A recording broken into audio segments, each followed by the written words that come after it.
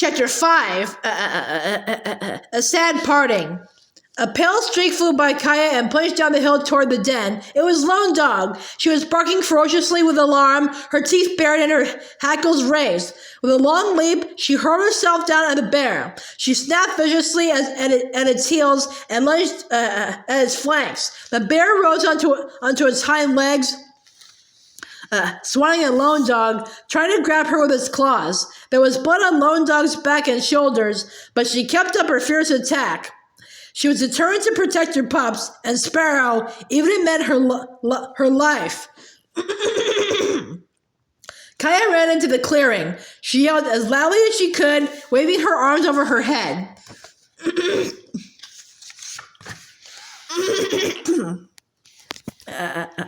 The bear looked her way. It went down on all fours again and backed off a little, confused by the noise, but it chose not to fight. As it turned away, Lone Dog continued to bite at its heels, moving it along until it had disappeared into the thick underbrush and was gone. Still barking, Lone Dog dashed back to the den and her puppies.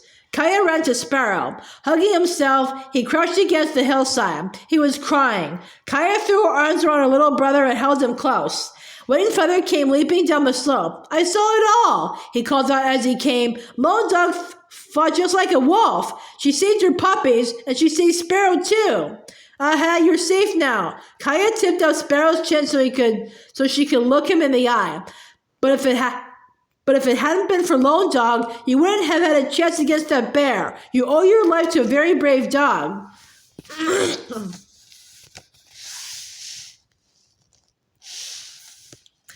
You owe your life to a very brave dog, Kaya told Sparrow. A few days later, Kaya piled some deer skins onto a travois and hitched it to the gray horse. The gentle gray's hoof was healed, and she accepted the travois as if she had always pulled one. Kaya's training had been good. As Kaya rode out to the dog down on the hillside, she considered her plan. Lone Dog had weaned her pups, and Kaya knew they were at an age when they should get accustomed to other dogs and to people too. She thought that if she took the pups to the village with her, maybe she could learn Lone Dog to follow. She hoped Lone Dog would live by their teepee and be her special dog now. The pups were pressing about in front of the den. Talo had a small bone in his mouth, and the other three pups were chasing after him, trying to get it.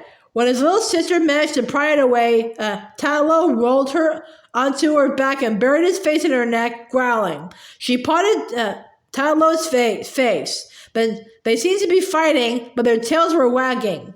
Lone Dog lay on the hillside above the den, her head resting on her paws. With the help of a poultice of wapal that Kaya had made, her wounds were healing well. When Kaya slid off the horse, Lone Dog got to her feet and stretched, but she came to lean affectionately against Kaya's legs.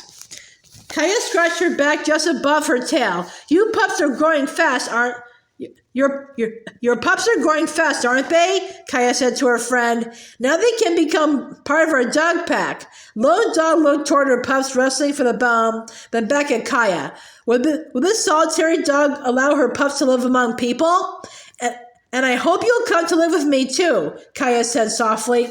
Lone Dog looked away. After a moment, she went back to the hillside and lay down again. She seemed to be thinking over what Kaya had said. Kaya rounded up the puppies and put them into the makeshift nest on the travois. They curled up together as if pleased to be going on a ride. Kaya mounted the horse and called, "Come on, come, Lone Dog, come." Hoping that Lone Dog would follow, she began to ride slowly toward the path that led to the village. When she glanced over her shoulder, Lone Dog was trotting down the hillside to follow them. But Kaya's worries were far from over. Everyone trusted Lone Dog since she saved Sparrow, but Kaya wasn't sure what Snowpaws would do when he saw Lone Dog approach the village. Would he still think she was a danger? In an all-out fight, he could injure or kill her. As Kaya rode toward the teepees, she watched warily for the big black dog. Soon Snowpaws came barking loudly to confront Lone Dog. He took a stand near the teepees and set himself to defend the village. Captain was making finger cakes with some other women. Snowpaws, go! She commanded the dog. Go! She repeated even more loudly. Lone Dog belongs here now. Snowpaws stopped barking, but he approached Lone Dog slowly on stiff legs. Lone Dog stood perfectly still, her ears slightly back. She was in his territory now. He sniffed her, then allowed her to sniff him in return. When he walked back to the other dogs, Kaya knew he had accepted Lone Dog as one of the pack. Oh, she hoped Lone Dog would stay with her here in the village. Katsu was stringing dried roots and dried cakes on hemp cords so they could be carried easily when it was time for travel again. Kaya worked at her grandmother's side, cutting the cord into even lengths and handing the pieces to her as she needed them. The season for digging roots here was coming to an end. Soon everyone would leave Palos Prairie and journey to the meadows to dig Kamas fair. Kaya knew the Kamas plants were already in bloom, their deep blue flowers making the meadows look like vast shimmering lakes. And soon it would be time for the spring salmon runs too. Kaya loved to travel, but now she worried that Lone Dog might not follow her when they broke camp, although her pups had joined the dog pack. Lone Dog didn't seem to be at ease around people or the other dogs. When Kaya was in camp, Lone Dog stayed near her side. But when Kaya left the camp for wood or water, Lone Dog ran off by herself into the hills, sometimes staying away all night. Is something troubling you, granddaughter? Kautza asked. She held out her hand for another piece of cord. Kaya admitted. Do you remember I told you that Lone Dog sometimes speaks to me?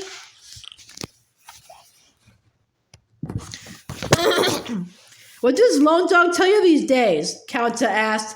I think she's saying that she's going to leave us, Kaya said. She's not meant to be a village dog.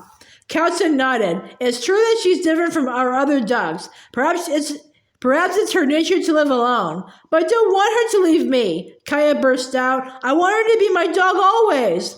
Kautza thought for a while, then she picked up a ball of hemp cord and held it out to Kaya. You could tie this rope around her neck so she couldn't run off. Have you thought of doing that? Kaya frowned in concentration. She tried to think what swan circling would do. If I tied up Lone Dog, she'd be the same as a captive, wouldn't she? She asked miserably. The enemies from Buffalo Country tied me up every night. The rope kept me from running away, but I was desperate to escape. Lone Dog would feel the same way. I couldn't do that to her. I couldn't. Her grandmother put her warm hand on Kaya's shoulder. Listen to me. I have something to tell you.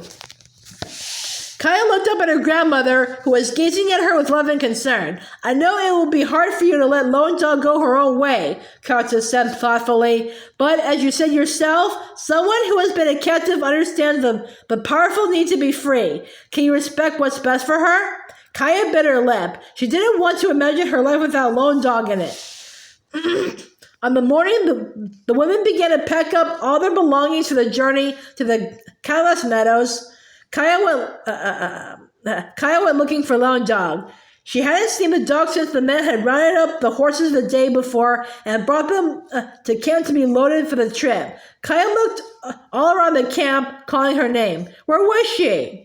Was she up there on the ridge? Kaya ran up to the top, then over the hill to the abandoned den on the far side. She saw the striped face of a badger that had taken over the empty den, but Lone Dog was nowhere to be seen. Kaya remembered that sometimes Lone Dog had been gone for longer than this, but by the time the women had rolled up all the tooling mats and stashed the TV poles to be used the next year, Lone Dog was still missing. Raven came by, leading some pack horses. I hear your dogs run off, he said, but he didn't sound pleased about it. She isn't my dog, Kaya said, as firmly as she could. She belongs to herself. Anyway, she might follow us later. But in her heart, Kaya knew that Lone Dog had gone on her way, alone, as she needed to be. Don't cry, Kaya told herself. Keep good thoughts. But her throat was tied with tears. As Kaya was helping the twins climb into a travois, she felt a tug at the hem of her dress. It was Tatlo, pulling at her skirt and begging to play. When Kaya ignored him, he began to sniff the bundles piled up near the horses. She heard him give his puppy growl, then saw him drag something from one of the bundles. With another growl, he started shaking what he found. It was Pinky Rain's doll. Talo, that's not a toy for you, Kaya cried. Bring that to me. She knew if she chased him, he'd run away from her with the precious doll. So she sat on the ground to encourage him to come closer. He paused, his head cocked. Then he trotted to her and dropped the doll into her lap, his whole body wiggling as if he knew he'd done something good. Talo, Kaya said. She pushed the doll behind her and lifted the pup onto her lap. Are you telling me you're going to help me find my sister someday? She asked him. Talo put his paws on her shoulders and looked at her with his amber eyes.